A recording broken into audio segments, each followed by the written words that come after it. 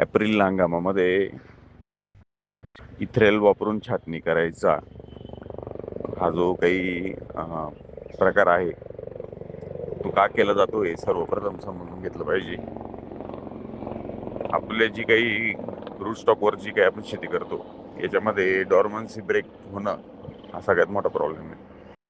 म्हणजे ऑक्टोबरचा सीझन असेल किंवा आत्ताचा खरडचा विषय असेल, जर तुम्ही ऑन रूटच्या बागेबरोबर तुलना केली तर ग्राफ्टेड प्लांट हे फुटायला अडचण देतात. विशेषतः डॉगरीजवर तो प्रॉब्लेम आपल्याला जास्त जाणवतो.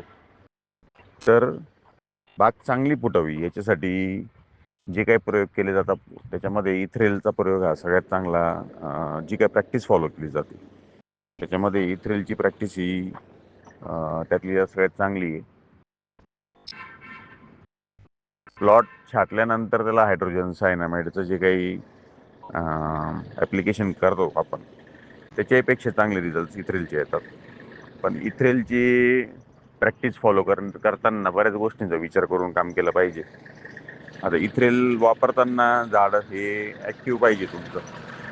बरेच लोकांची बागा या ताणात असतात किंवा बरेच या वर्षीचं उदाहरण असं आहे का बऱ्याच लोकांच्या बागा दुर्लक्षित आहे आणि अशा बागांवर जिथे स्ट्रेस खूप आहे अशा कंडिशनमध्ये जर तुम्ही इथ्रेलचा वापर कराल तर तुम्हाला इथ्रेलचे पाहिजे तसे रिझल्ट दिसत नाही झाडावर. म्हणजे जे काही आपल्याला पिवळे पानं पडली पाहिजे, जी काही हिरवे पानांचं कन्व्हर्जन पिवळ्या पानांमध्ये होणं किंवा ज्याला आपण म्हणतो का झाडातील अन्न खाली खोडामध्ये मुळ्यांकडे आलं पाहिजे, तो प्रकार घडताना दिसत नाही.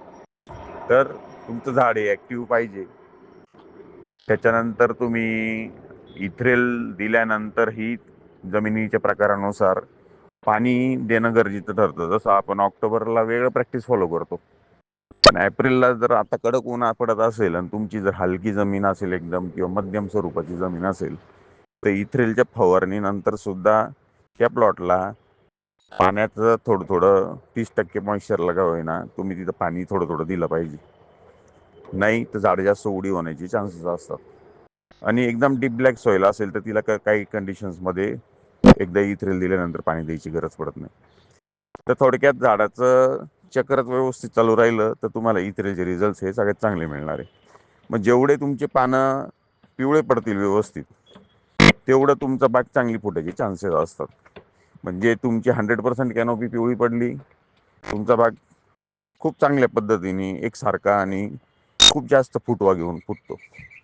तेच जर तुमची फक्त 10-15% पानं पिवळी पडली किंवा हलक्याचा प्लॉट पिंगट पडलाय आणि मग त्याच्यानंतर छाटणी जर झाली तर त्या कंडिशनमध्ये तुम्हाला फुटवा तरी सुद्धा बराच मिळणार आहे, पण तो सुद्धा समजून घ्यायचा का जेवढा 100%चा रिझल्ट असतो त्या तुलनेमध्ये फुटवा मिळत नाही.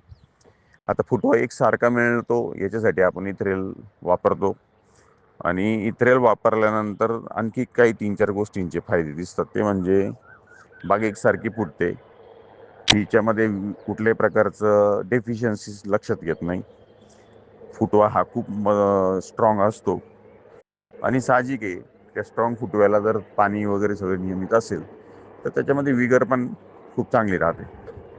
मग ती विगर चांगली राहते हा शब्द मी जो वापरला तर ती विगर चांगलीच राहिली पाहिजे, ती अतिने झाली पाहिजे. विगर अति जर झाली तुमच्याकडून, विगर अति झाली म्हणजे कसं तुम्ही खूप पाण्यावर पाणी देऊ राहिले किंवा तुम्ही इथ्रेल देऊनही बाग चांगला फुटूनही त्याला अतिरिक्त नत्राचा पुरवठा करताय तर ती बाग एक्सेस विगरमध्ये निघून जाते आणि त्या एक्सेस विगरमध्ये गेलेल्या बागेला फ्रुटफुलनेसच्या अडचणी येऊ शकतात काही प्रमाणात. तर तेवढी एक काळजी घेणं गरजेचं राहतं का आपल्याला इथ्रेलचे कसे रिझल्ट मिळाले त्यानुसार आपण फर्टिगेशन कोणतं करायचं हे ठरवलं पाहिजे. खूप चांगल्या पद्धतीने पानं पिवळे पडलेले असतील तर नायट्रोजन युक्त खतांचा वापर हा खूपच मर्यादित करावा लागतो किंवा पूर्णपणे थांबवावा लागतो. आणि इतर जे काही तुमचे कॅल्शियम आहे, मॅग्नेशियम आहे, फॉस्फरस आहे यांची पूर्तता मात्र आपण ठेवली पाहिजे नियमितपणे. आणि हलकीशी जी विगर येते ती हलकीशी विगर ही फ्रुटफुलनेससाठी फायद्याची ठरते. हा आत्तापर्यंतचा अनुभव आहे. आपल्याला इथ्रेल वापरून छाटलेल्या प्लॉटमध्ये जो काही एक्सेस हीटचा जो स्ट्रेस असतो, याच्यामध्ये बऱ्याच बागांना माल लागत नाही, आपण बघतो. तशा कंडिशन्समध्ये पण बागेला चांगला माल लागतो. समजा काही कारणाने तुमचं 7-8 दिवस क्लाउडी कंडिशन्स क्रिएट झाल्या, सनलाईटचा अभाव आहे, अशा कंडिशन्समध्ये सुद्धा ती बाग, इथ्रेल फवारलेली बाग ही तिचा फ्रुटफुलनेसचा रेट हा खूप चांगला राहतो. म्हणजेच काय, तर ज्या काही थोड्याफार निगेटिव्ह कंडिशन्स असतात, त्या निगेटिव्ह कंडिशन्समध्ये सुद्धा झाडाची बड इनिशिएशनची प्रोसेस ही चांगल्या पद्धतीने होते, जर इथ्रेलचा वापर झालेला असेल तर. आपण फक्त नत्रयुक्त खतांचा वापर काय करायचा, किती करायचा, आणि पाण्यावर पाणी द्यायचं का नाही द्यायचं, हे सगळ्या गोष्टी बागेची विगर पाहून, इथ्रेल आलेला रिझल्ट पाहून ठरवायच्या असतात. आणि बऱ्याचदा एक चूक होते शेतकऱ्यांकडनं, का इथ्रेल वापरल्यानंतर प्लांट हेल्दी किंवा खूप चांगले स्ट्रॉंग फुटी निघतात, त्याच्यामध्ये कुठल्याही प्रकारची डेफिशियन्सी दिसत नाही.